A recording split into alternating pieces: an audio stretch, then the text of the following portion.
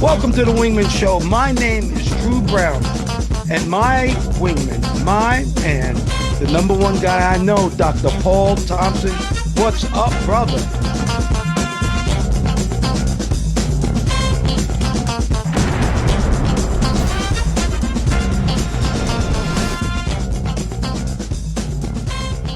Welcome to the Wingman Show, where we're floating like butterflies and stinging like bees. Rumble, you two badass jet pilots, rumble. Welcome to the Wingman Show. My name is Commander Drew Brown. My wingman, my man, the guy who watches my six, is Dr. Paul Thompson. How are you today, Brother Paul? Well, Commander Drew, it's good to see you. I'm doing very well. You look like you're good with those airplanes in the twilight behind you, maneuvering. They're beautiful.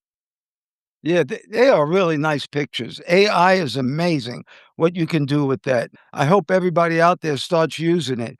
The title of our show today is Stop the Good versus Bad Snap Judgments and Watch Your World Become More Interesting. But we're going to start off with our favorite thing, and that's the quote of the day. Never look down upon anybody unless you're helping them up. Never look down upon anybody unless you're helping them up. And that's by Jesse Jackson, believe it or not. And I got a little story to tell you about Jesse there, Paul. Oh, really? What the Jesse Jackson story? I want to hear it. All right. Well, I used to know Jesse Jackson, and I met him all the time up at Muhammad Ali's training camp. He used to come up there all the time. And Jesse Jackson didn't like to be outshone. So when he was around Ali, he kind of felt a little bit, I don't want to say nervous, but he didn't like it because he wasn't the main man. Well, anyway, here's the Jesse Jackson story. I had just started speaking, and I had a big speech at Duke University.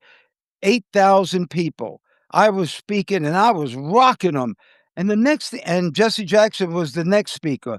But the next thing I know, as I was speaking, somebody was pulling on my flight suit. And I couldn't understand why. I kind of looked down and the guy said, "The Reverend says, if you don't get off now, you're not going to get paid." And I think he thought I was stealing his thunder. And I wish I would have known a little bit more 'cause I would have rocked and rolled him right there on the mic, but I didn't, and so I kinda just stopped, and Jesse came on, but that's my Jesse Jackson story. He was a little bit, outshined by Drew Brown. Uh-oh, too much of that Muhammad Ali aura washed off on you. How you said there are 8,000 people? 8,000, Duke University, it was a big one. That's a lot of people. That's more than in Caesar's Palace. I think they hold like six. The most I ever spoke to were 18,000, a big, big arena, and we had an anti-drug seminar with a bunch of speakers, and so that's the most. I didn't like speaking in front of that many people because when you're up on stage like that, you can't see anybody with all the lights in your eyes. Wow, wow, 18,000. It's almost like size of Madison Square Garden. Almost.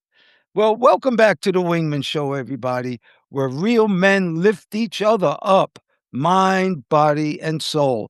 Once again, I'm Commander Drew Brown, and I'm alongside my partner in perspective, my main man, Dr. Paul Thompson. Yes, it's always a pleasure, Commander Drew.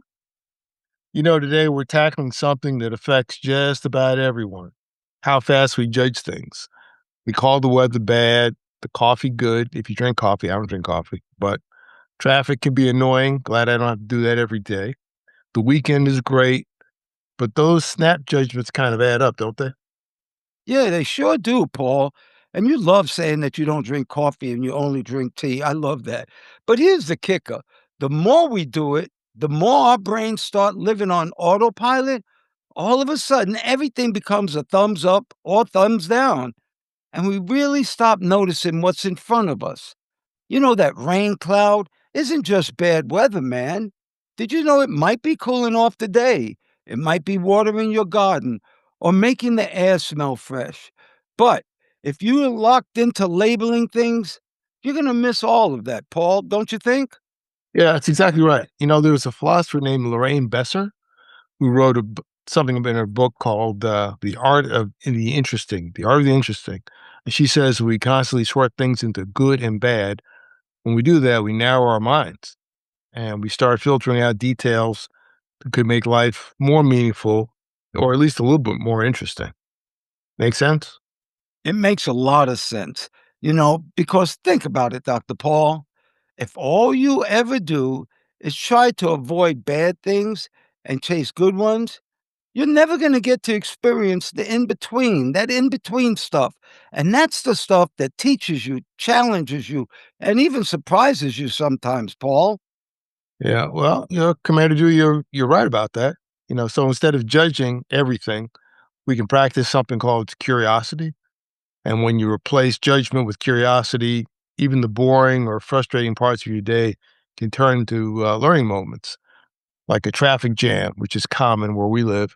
It could be a chance to, take a break and observe, breathe, and maybe even reflect on how you handle frustration or other things going on in your life.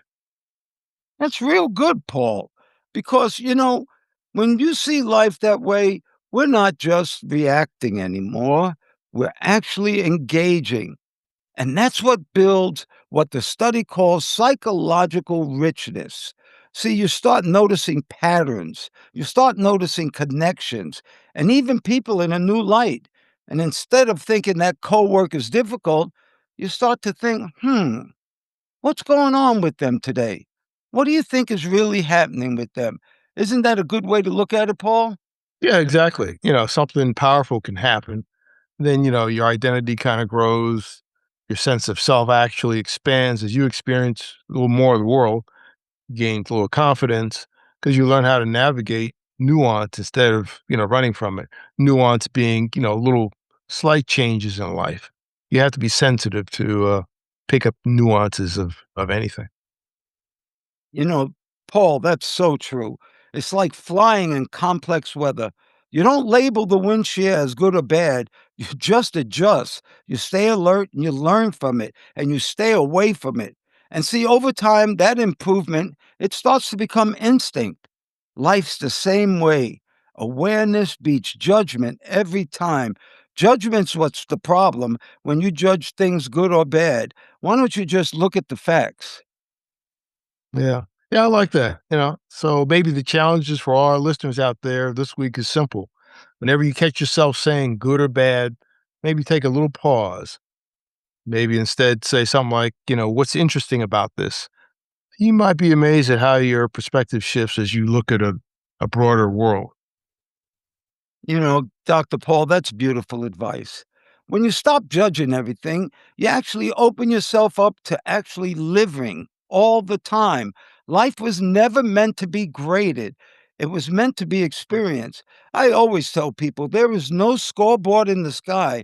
You don't get marks for good and for bad. You're just supposed to live the way you're supposed to live, not getting scored on it all the time, Paul.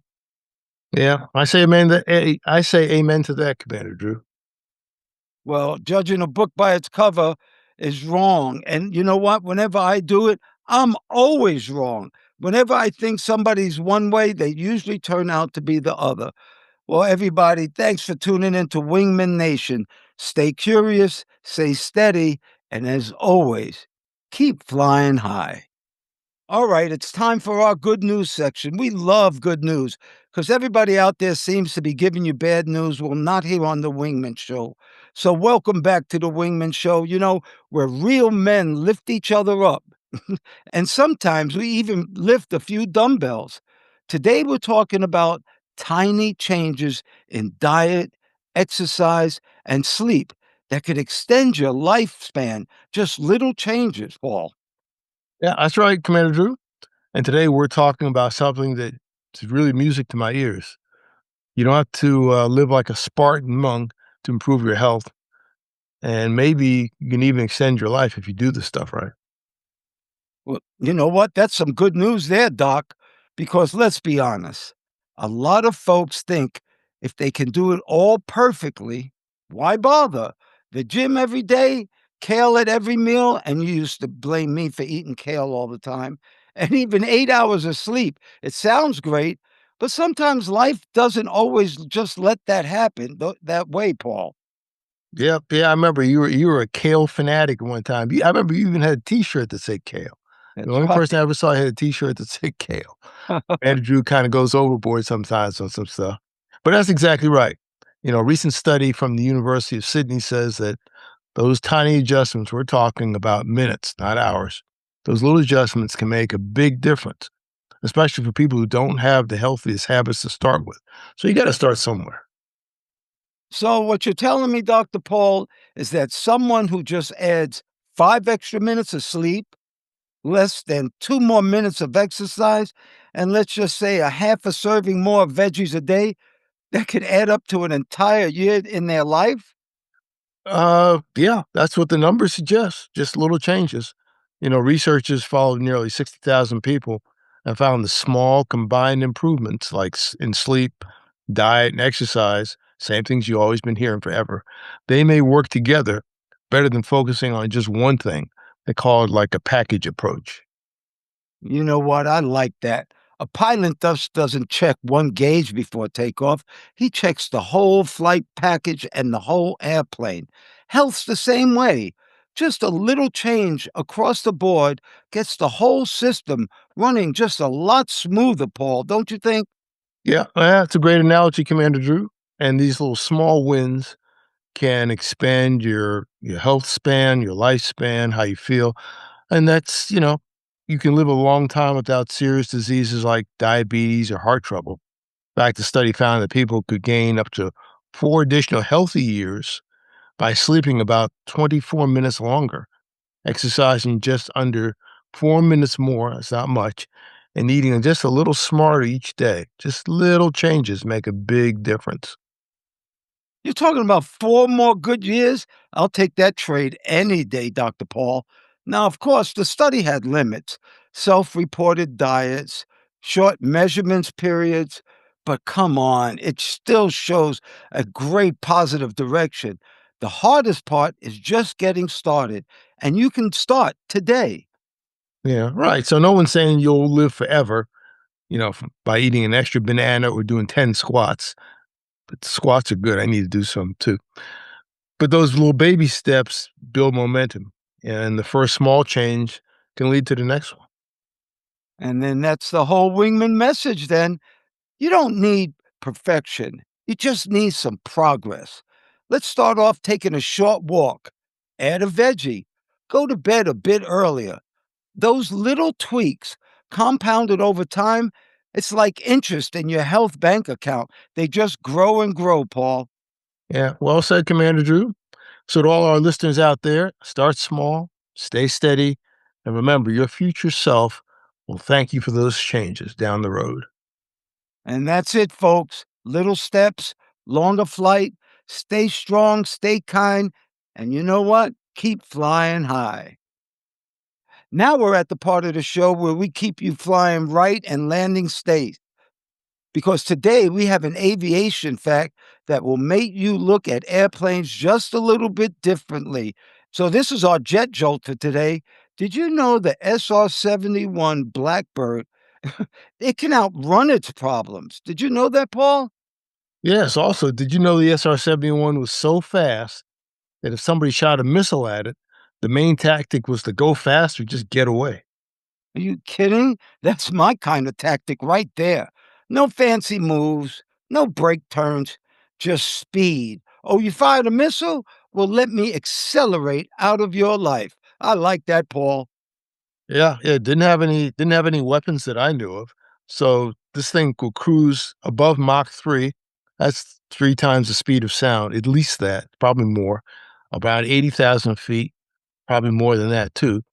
And it's moving so fast that the skin of the airplane literally heated up and expanded in flight. On the ground, it would leak fuel because the panels were loose, I guess after coming back. Once it got screaming really, really fast, the metal would heat up, it would expand, it would seal itself, I guess, in flight. It's unusual. Yeah, it's very unusual. And like you said, those numbers are just what they tell us. I'm sure it can go faster and higher. But imagine telling maintenance, yeah, she leaks like crazy on deck, but don't you worry about it. Because once I do Mach 3 for a while, she tightens right up. That plane was like I only function properly at ridiculous, crazy speeds. Yeah, exactly. The Blackbird was basically a controlled meteor. Radars could see it and missiles would launch at it. But by the time those missiles showed up, the SR 71 was already in another time zone. Over 4,000 missiles were fired at the Blackbirds, and not one ever brought one down. Those jets must have been flown by Tuskegee Airmen then. Yeah. That's like somebody throwing a rock at you, and instead of ducking, you just move to a different zip code in about 2 seconds. Did you get him? Nope. He's already having lunch 3 countries away. Don't you that's funny, Paul. Yes. Yeah, so out there, here's the jet jolt, fellas. The Blackbird didn't waste energy wrestling with every threat. It leaned into what it did best: speed, altitude, and focus, and outran the opposition. So today, I want you guys out there to be like the SR 71. You don't have to fight every argument, answer every hater, or even engage in every distraction.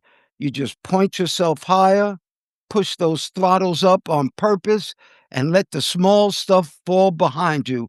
Remember, nobody can look down upon you if you're above them, Paul. Yeah. Try to outrun your problems by outgrowing them. Well, that's your jet, Joel, today. Now light them burners and keep flying high. The blackbird could outrun its problems. Well, I want to thank everybody right now for watching us on YouTube and listening to us, especially on Apple Podcasts and watching our shorts on TikTok and Instagram. Thank you so much for all of your support. We have a website out there, and that website is wingmenshow.com. That's WINGMEN show.com. And on our great website, we have a newsletter every week. This week's newsletter is Watch Your Mouth, How Self Talk Builds or Breaks Your Day. Don't talk bad about yourself. All right, everybody, it's time now for our frequent flow line. We're going to actually read this letter with Ace, and Ace is our AI wingman. But I need to let everybody know Ace is not human, and Ace isn't always 100% right. Still a Marine, just lost my mission. And this right here is from a 32-year-old Marine from St. Louis, Missouri. Commander Drew, Dr. Paul, and Ace, the AI wingman. I'm 32 years old from St. Louis, and I spent 11 years in the United States Marine Corps. For most of that time, I was sure I'd be a lifer. I thought I'd put in my 20 years, retire in uniform, and Marine would be my title for the rest of my life. But then things went sideways. I started hanging out with the wrong crowd, making decisions I knew better than to make, and I came way too close to getting that big chicken dinner, a bad conduct discharge, which would have ruined my life. Somehow I dodged that and ended up with just a general discharge. I know that that could have gone a lot worse, and to tell you the truth, I'm grateful, but I still feel like I crashed short of the runway. Now I'm a civilian again, and I'll be honest, it feels harder than some of the deployments I went on. At least in the Corps, I had structure, chain of command, clear expectations, and a brotherhood that always had my back. But out here, everything feels loose. People quit jobs without notice, show up late, complain about stress that would have been a slow Tuesday in the Marines. But half the time, I feel like an alien walking around in my own country. And what really eats at me is the regret. I replay those bad choices in my head and think, you almost threw everything away. You could have retired a Marine and you blew it. Who's going to take you seriously with a general discharge? But then there's another side of me that's still fighting. I don't want my story to be he almost got kicked out and never recovered. I want a new mission. I want to take what the Corps put in me, discipline, work ethic, the no quit mindset, and I want to apply it to something that matters out here. Maybe a trade, a business, mentoring younger guys, something where I can still serve in a different way. I listen to the Wingman Show all the time. Commander Drew, Dr. Paul, you both give me hope that life after the military can still be meaningful. And Ace, the AI wingman, I'm even starting to see how this new tech can be a tool instead of a threat. So here's my question for all three of you. How do I stop defining myself by the way my time in the Marines ended and start defining myself by what I do next? How do I carry the pride of being a Marine forward? First, let me salute that Marine spirit because you've already got that fighting mindset even in this new mission. Look, you didn't lose the title Marine. That's etched in you, but it's time for a new chapter where you get to call the shots. The regret? It's your fuel, not your anchor. Every day you show up now with purpose, whether that's mentoring, building a business, or diving into a trade, that's how you write the next chapter. Keep your standards high, stay connected to your fellow vets, and remember, your mission evolves, but you're still in command. And hey, you've got your wingmen right here. That's a great answer there. Dr. Paul, do you have anything to add? Yeah, mine is similar to Ace, maybe a little bit different. If he's 32 years old, you're still a young man. You're still young. You're still getting started, as my mother would say. Even at the age of 40, you're still getting started. So you got a lot of time. You seem to be reflecting in the past a lot for a young person, and maybe there's good reasons to. Question is, what did you learn and what are you doing now? In the Wingman Show, we encourage everyone to go to school, stay in school, get a trade, keep studying, keep learning. My question is, what are you learning now? What are you interested in? What are you putting your time into? Not just watching TV or thinking about the past. We can all think about the past, but what are you going to do tomorrow? Get yourself in a training program, start doing something. Maybe it costs some money, maybe it's free. A lot of things you can do for free now. You just have to be curious and put a little time in, maybe an hour a day, and plot, think about where would you like to be in, say, 5 years? That's not long. You're still young. Where do you want to be in 5 years? And how do you start going in that direction? Dr. Paul, that's just great. I really like that answer you gave. And I also, in the 11 facts in life, we have something that says find purpose. I think if you find your purpose, and that means you got to go out there looking for it. If you find your purpose, you won't have any trouble. It'll motivate you to be what you want to be. But start looking around, start looking at the different options out there. Now it's time for our favorite portion of the show called the Wingman PSA. And from the 11 facts in life, under fact number 4, success is waking up every day doing what you love and doing it well. The real meaning of success is waking up every day doing what you love and doing it well. And Dr. Paul, that's why I call us successful. We woke up every day flying jets and we loved it and we were doing it well. What do you think about success? Yeah, it's success is relative. The success a lot of times it starts really in your head. And again, like everything else, you gotta get started. You can't just complain about not having something. You gotta get started to get that success. All right, now we're going to do our portion called the gouge. And this is the gouge with Ace of Chat GPT. Let me get Ace back on the line and let me ask Ace this. Ace, I need you to give me the gouge on how to get 5 years of progress in 12 months. How to get 5 years of progress in 12 months. Go, Ace. All right, here's the gouge straight and level. You compress time by compressing excuses. Step one, ruthless focus. Pick one mission, not five. Step two, outwork yesterday's you. Treat every day like a boot camp of your own design. Step three, mentors. Get a wingman who's already done it and copy the flight plan. Step four, measure everything. Track, adjust, adapt. And lastly, step five, no 0 days. Every day, even if small, moves the needle. That's how you turn 1 year into five. Now throttle up. Oh, that's a great one there, Ace.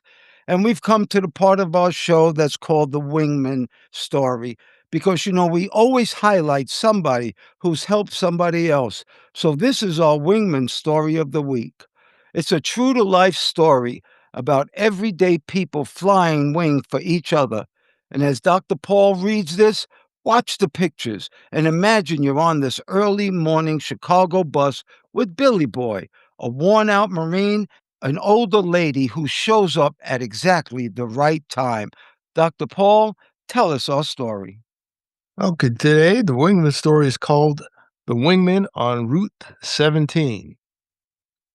It was barely morning in Chicago, the kind of winter cold that bites your fingers and goes through your gloves. A city bus sat at the curb. The doors were open, the warm yellow light spilling onto the snow.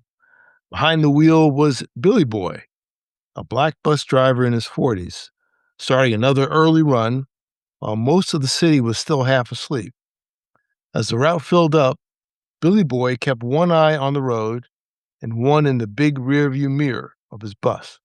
In that mirror, he noticed a new face, a white Marine in his mid-30s, sitting near the back in a faded hoodie with bold USMC across the chest, a duffel bag on the floor. But the Marine stared at nothing much, and it seemed like his mind was 1,000 miles away. A few miles later, the bus got crowded and kind of noisy, but the Marine got even quieter. Billy Boy watched in the mirror as the man leaned forward, elbows on his knees, and dropped head onto his hands. His shoulders started to shake. Nobody said a word. Passengers glanced his way, then back to their phones, pretending they didn't see a warrior coming apart in the back row. At the next stop, an older black woman climbed aboard, bundled in a winter coat and a knit hat. She paid her fare, then paused on the steps. Her eyes followed the silence to the rear of the bus, where she spotted the Marine in his USMC hoodie, folded in on himself. She didn't look away. She took a breath and started walking straight down the aisle towards him. The bus jolted forward as she sat down right next to him, not across the bus, not a few seats away, right there. For a moment, she just shared the space, then gently said, "Son, I'm riding this bus anyway. You want someone to sit with you? Or do you want me to mind my own business?" The Marine looked up. His eyes were red, caught between embarrassment and relief. Said, I don't know what I want, he admitted. "Good," she said, with a small smile. "And we'll just talk till you figure it out." By the time they were halfway across town, bits of his story had slipped out.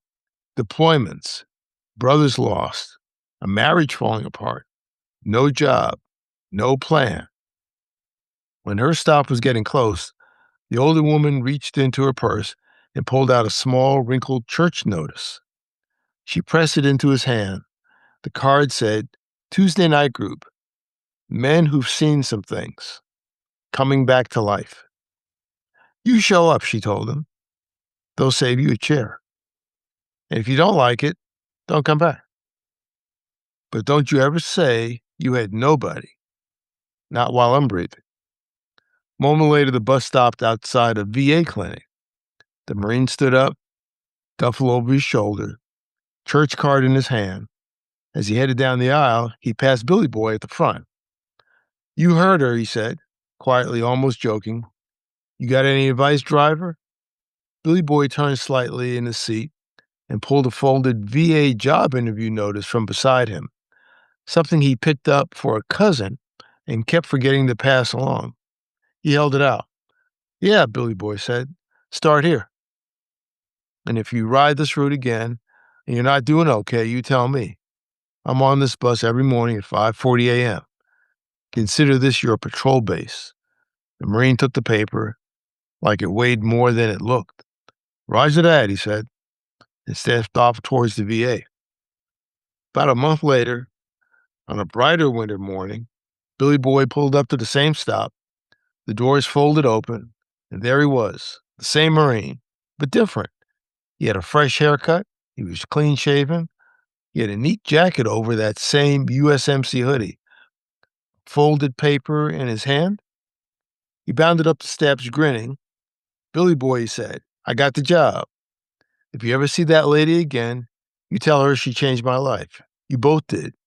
Billy Boy smiled back, his heart full. "Copy that, Marine," he replied. "Now find a seat. We got miles to go." As the bus rolled forward into the city, one man drove, one man rode, and somewhere out there, an older woman went about her day, never knowing that on one cold morning, she'd flown a perfect wing on a Marine who thought he was going down. Wow, Dr. Paul, that's what being a wingman looks like. Oh my goodness, great story. There was no spotlight, just showing up, paying attention, and not letting a brother go down alone. You see, today, wingman, keep your eyes open and your heart ready. You might be Billy Boy, you might be the older lady, or you might be the Marine who needs them both. So, for everybody out there, whatever you think is important, whatever you think is beautiful, and most importantly, whatever makes you happy, may you have that today and forever. I pray for peace. I pray for peace too, Commander Drew. And to all those who listen, like, and share our message, we appreciate your participation. Thank you for listening to us. If you're listening on Apple Podcasts, we would appreciate a good review if you feel so inclined. If you're watching on YouTube, a like is nice. That's good for our egos, but we'd really appreciate it if you become a subscriber. That way you'll get a notice every time we put a new episode out. That's it for now. Everybody take care. Thank you once again, Dr. Paul Thompson, my friend. Thank you for your love, your time, and that's something that we won't ever get back. I want to thank all the listeners, too. Thank you so much for doing the show, Dr. Paul. We're jamming. Well, thank you, Mr. Drew, for inviting me on. Always good to talk to you. And ladies and gentlemen, please remember to like, share, and subscribe to this podcast or any of the podcasts. If you're looking at YouTube, they say smash the like button. Don't smash it. Just press it gently and refer to use as a link to all your friends. You can also look at us on our website, wingmenshow.com, WINGMEN show, SHOW.com, altogether, wingmenshow.com. And we hope to see you in the future. Thanks again, Mr. Drew. Oh, you're welcome. And we're still floating like butterflies and stinging like bees. Rumble, you badass jet pilots, rumble. May there be peace on earth and goodwill towards all men and women.